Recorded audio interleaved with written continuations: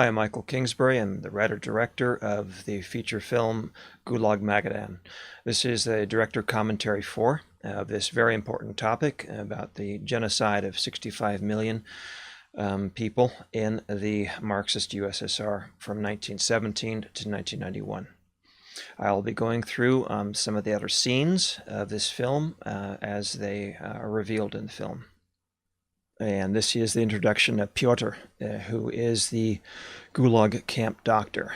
He is himself a dissident, and they begin to form a working relationship, not a romantic one, in this film.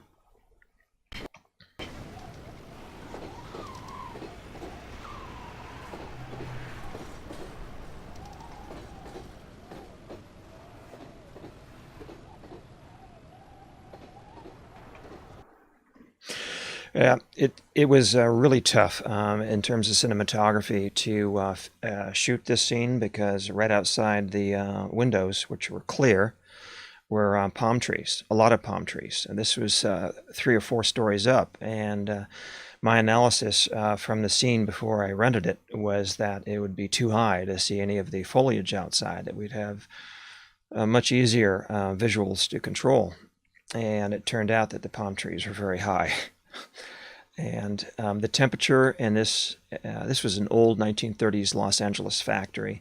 Cost around, what was it, about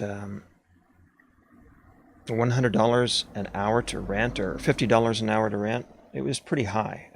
It cost about $250 for the day, $275 for the hours, I should say, about 4 hours, maybe 5 hours, because we went into over. But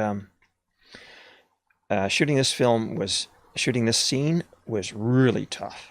It was blazing heat. It was about we clocked it at about 105, 106 degrees on the inside, and they had to wear these sweaters and these gulag clothes, and everyone was pouring sweat.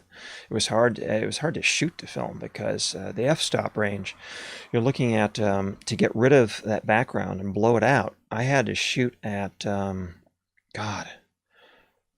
I was shooting at about as close as I could to wide open. I think the lens, this particular lens, was about it was a zoom lens, so the f-stop couldn't go as low as 1 point something or 2, but I think down around 3. It was as wide as it would go in terms of overexposing and cutting the depth of field on the background. And to do that, I had to ISO rate the film. Rate the digital camera. It was a red again, red scarlet.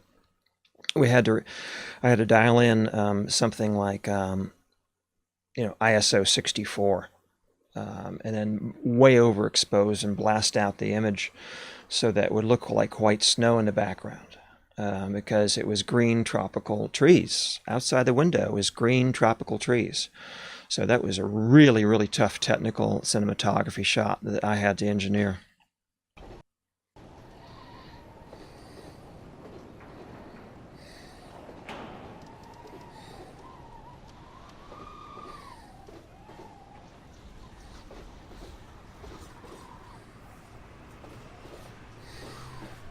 You collapsed in snow, internal bleeding. You pulled you back on sled. I didn't break.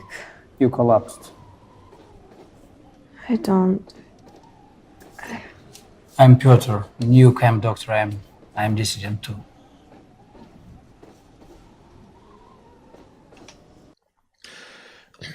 In the background that you just saw there on Pyotr's shot is an old communist, a genuine communist flag, and that 40 feet back. I mean, that we rigged up the whole room. That bed right there, I had to engineer and design off location, off site, and I actually built that bed on a sidewalk in pitch black at night.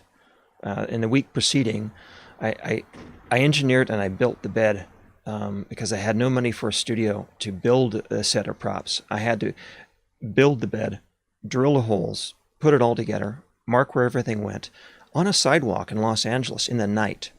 That was how determined I was to get this film done.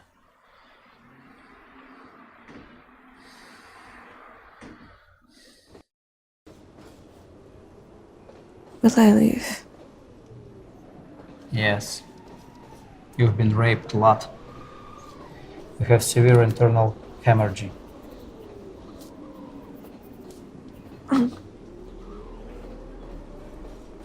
What?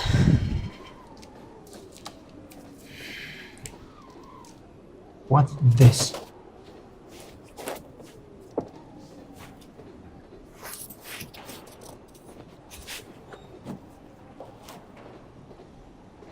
Are you really dissident?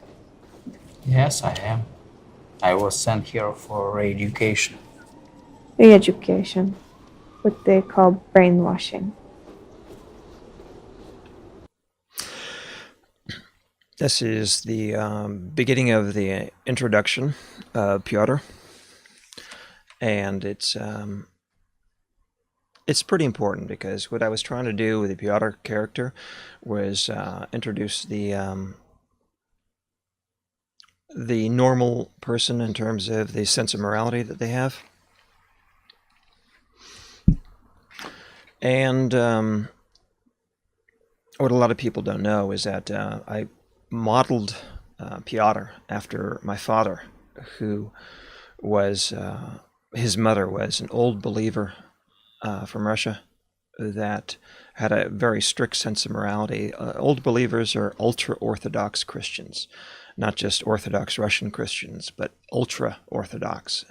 And when they left the U.S., or when they left Russia, actually, before the Bolsheviks took control, my grandmother, they lived with the Amish of Pennsylvania. And the Amish of Pennsylvania had very similar ultra-Orthodox Christian beliefs that the old believers did.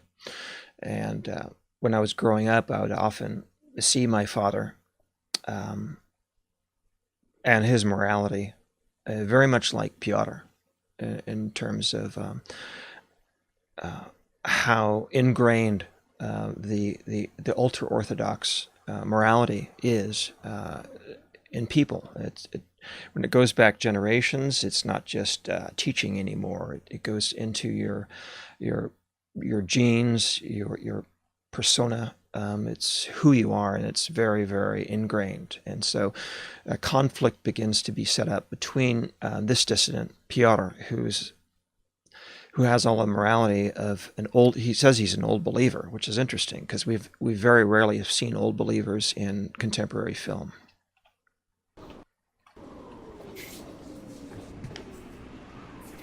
I published an article in Samizdat about USSR Order 270 of August 1941. What is that? Soviets killing children of Red Army soldiers who dared to surrender at Stalingrad.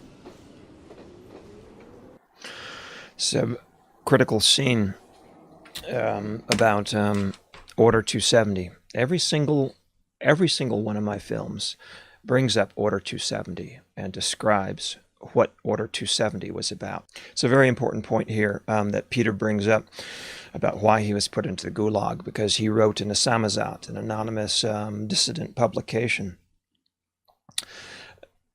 describing what Order 270 was. Every one of my films talks about USSR Order 270 and explains what it was. One dissident will explain to another dissident because it's so vital to understanding World War II history.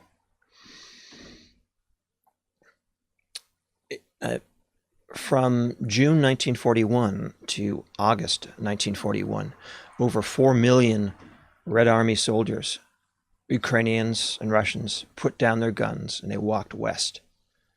There was massive desertion, and the Germans marched right up to Moscow. And so Stalin and the USSR, they put in Order 270, which began to kill the families of any Red Army soldier who surrendered, even after they ran out of ammunition. If they surrendered, it would kill, and it killed them by the means of depriving them of state food and housing. And making them technically vagrants, and all vagrants were rounded up, and sent off to the Gulag extermination camps, the destructive labor camps, as Solzhenitsyn called them, essentially killing them.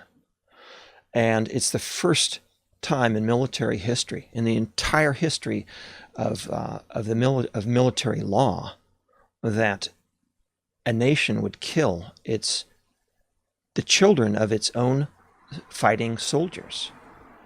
This is pure terrorism. It violates every human rights law. And so Order 270 is extremely important, that people understand and they don't forget about it and just ignore it. Order 270 was the Soviet state killing the children, the families of its own soldiers, to force them to fight to the death. And this is why we have Stalingrad. We have the bloodbath of Stalingrad, which happened just a few months after Order 270 was passed, and in which you either had to charge after you ran out of ammunition and use your body as a block, or not only were you killed because the NKVD had machine gun detachments behind, which a lot of militaries had. You had desertion lines, but Order 270 didn't do just that. Order 270 went farther and deprived food and housing from the family members of all of the soldiers who went missing. And this would mean that a certain death. It essentially killed the families of the Red Army soldiers. It's a very, very hot issue still, and I try to cover it up constantly. So each of my films talks about Order 270. Well, that wraps up commentary number 4 for Gulag Magadan film analysis. Once again, if you like this commentary, if you like this film, you can hit the subscribe button and the like button as well. And I much appreciated your listening and watching this video. Thank you very much.